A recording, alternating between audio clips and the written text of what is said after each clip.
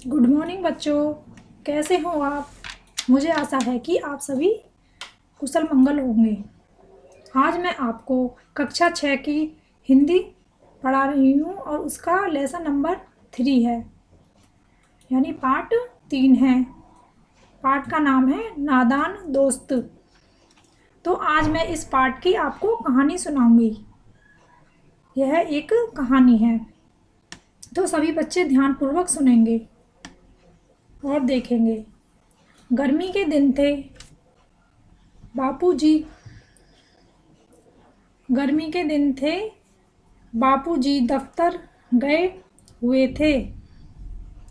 अम्मा दोनों बच्चों को कमरे में सुलाकर खुद सो गई थी, लेकिन बच्चों की आंखों में आज नींद कहाँ। अम्मा जी को बहलाने के लिए दोनों दम रोके, आंखें बंद किए मौके का इंतजार कर रहे थे। ज्यों ही मालूम हुआ कि अम्मा जी अच्छी तरह से सो गईं, दोनों चुपके से उठे और बहुत धीरे से दरवाजे की सिटकनी में सुधा है खटका चटकनी सिटकनी खोलकर बाहर निकल आए। अंडों की हिफाजत की तैयारियां होने लगीं। ऐसे करना। केशव कमरे से एक स्टूल उठा लाया, लेकिन जब उससे काम न चला तो नहाने की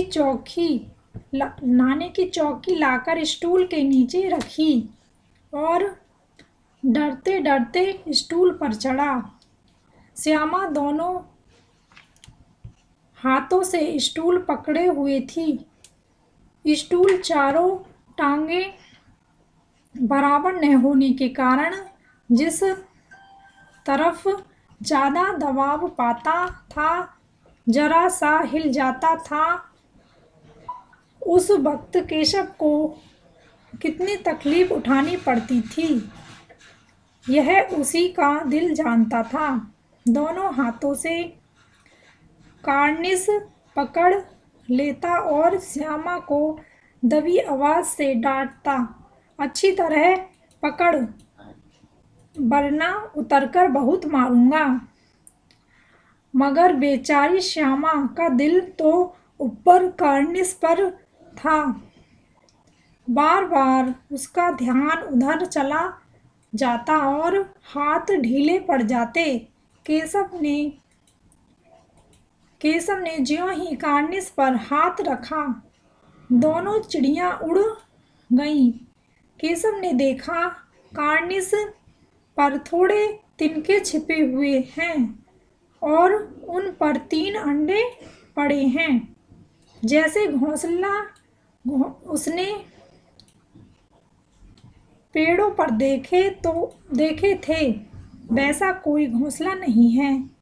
श्यामा ने नीचे से पूछा कि बच्चे हैं, यानी कितने बच्चे हैं भैया।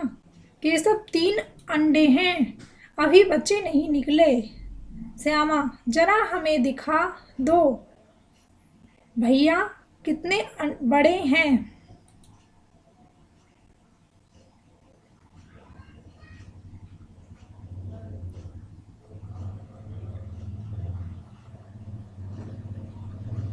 केशव ने, भैया कहीं तू गिरा पड़ी तो अम्मा जी मेरी चटनी ही कर डालेंगी, कहे कि तूने ही चढ़ाया था, क्या करेगी देखकर।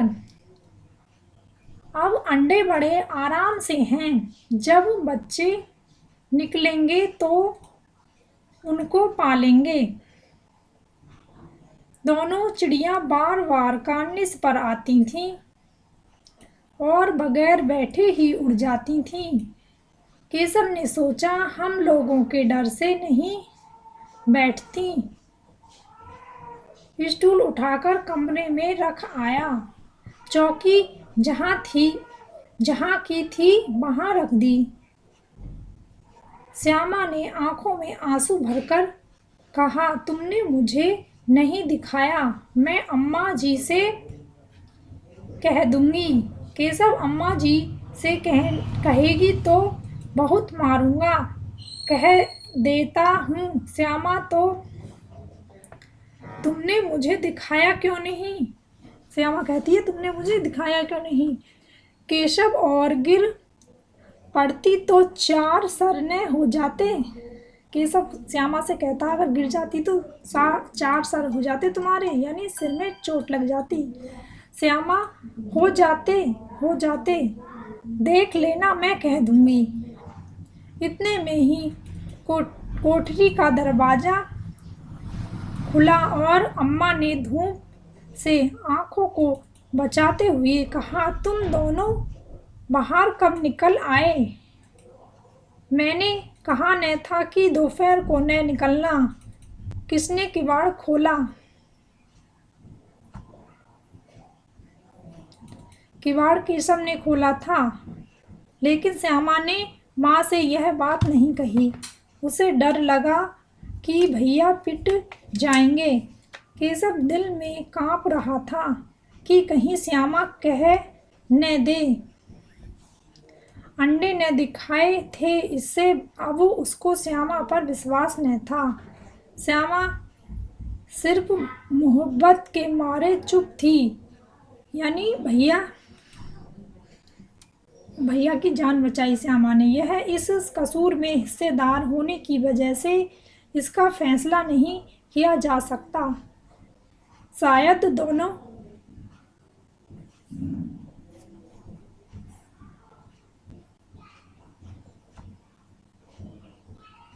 दोनों ही बातें थीं। माँ ने दोनों को डांट डपटकर फिर कमरे में बंद कर दिया और आप धीरे धीरे उन्हें पंखा झालने लगी।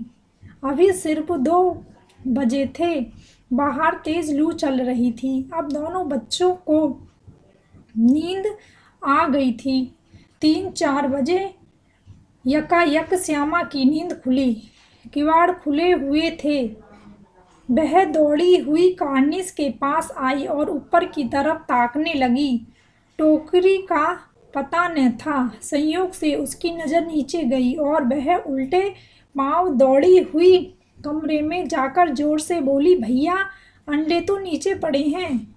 बच्चे उड़ गए। केशव घबराकर उठा और दौड़ा हुआ बाहर आया तो क्या देखता है कि तीनों अंडे नीचे टूटे पड़े हैं और उनसे कोई चूने की सी चीज बाहर निकल आई है। चूने की सी यानी कोई सफेद चीज बाहर निकल आई है। पानी की प्याली भी एक तरफ टूटी पड़ी है। उसके चेहरे का रंग उड़ गया। सहमी हुई आंखों से जमीन की तरफ देखने लगा। श्यामा ने पूछा, बच्चे कहाँ उड़ गए? भैया, केशव ने करुणा स्वर में कहा, अंडे तो फूट गए। श्यामा, और बच्चे कहाँ गए? श्यामा कहती है, और बच्चे कहाँ गए? केशव, तेरे सर में देखती नहीं है, अंडों में से उजला उजला पानी निकल आया है। वही तो 2-4 दिन में बच्चे बन जाते। माँ ने सोटी हाथ पे लिए हुए पूछा, तुम दोनों वहाँ धूप में क्या कर रहे हो?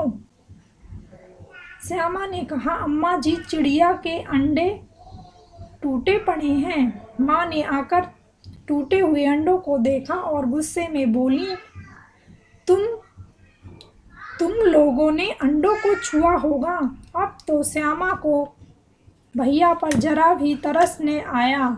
उसी ने शायद अंडों को इस तरह रख दिया कि वह नीचे गिर पड़े।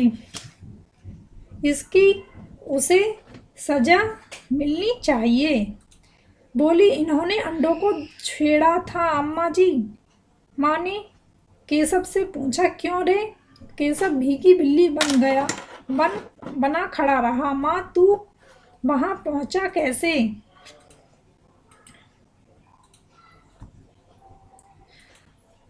श्यामा कहती है, चौकी पर स्टूल रखकर चढ़े। अम्मा जी, केशव, तू स्टूल थाम नहीं खड़ी थी?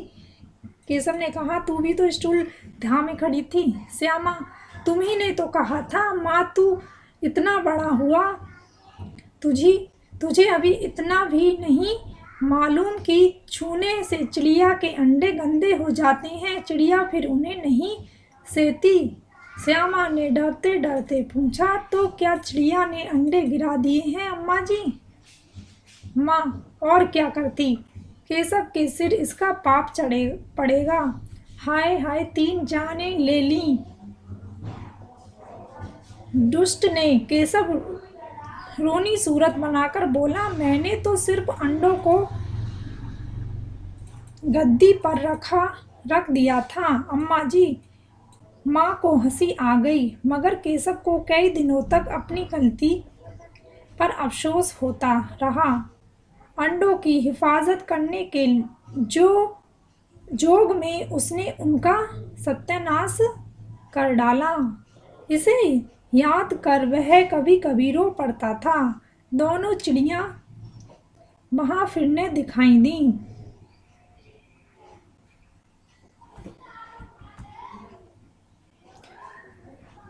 हाँ बच्चों, ये आपका सारांश यानी कहानी यहाँ पर समाप्त हुई। यानी कि इस कहानी से हमें क्या शिक्षा मिलती है कि हमें भी किसी भी चीज़ को बड़ों से पूछे बिना नहीं छूना चाहिए और पशु पक्षियों को भी नुकसान नहीं पहुंचाना चाहिए। तो इस कहानी को सभी अपनी नोटबुक पर लिख लेंगे और याद भी कर लेंगे। धन्यवाद।